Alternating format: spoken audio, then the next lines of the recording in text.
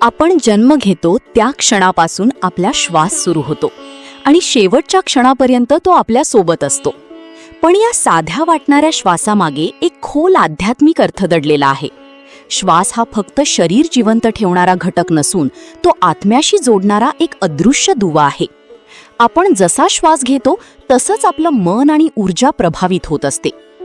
आध्यात्मिक दृष्टिकोनातून पाहिलं तर श्वास म्हणजे प्राण, जीवनशक्ती. जेव्हा आपण खोल आणि शांत श्वास घेतो तेव्हा मनही शांत होतं. उलट जेव्हा मन अस्थिर असतं तेव्हा श्वासही वेगवान आणि तुटक होतो. त्यामुळे श्वास आणि मन यांचं नातं खूप जवळचं आहे. श्वासावर नियंत्रण ठेवून आपण मनावरही नियंत्रण मिळवू शकतो. ध्यान आणि प्राणायाम यामध्ये श्वासाला खूप महत्त्व दिलं जातं.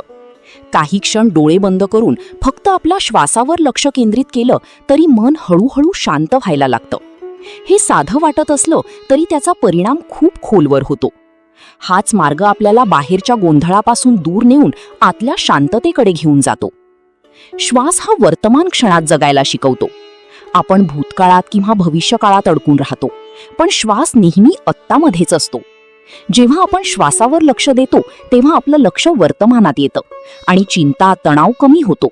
त्यामुळे जीवन अधिक हलकं आणि स्पष्ट वाटू लागतं. आध्यात्मिकदृष्ट्या आत्मा हा शाश्वत आणि शांत असतो आणि श्वास हा त्याचा अनुभव घेण्याचा मार्ग असतो. जेव्हा आपण श्वासाशी जोडले जातो तेव्हा आपण हळूहळू आपल्या खऱ्या स्वरूपाशी, आत्म्याशी जोडले जातो.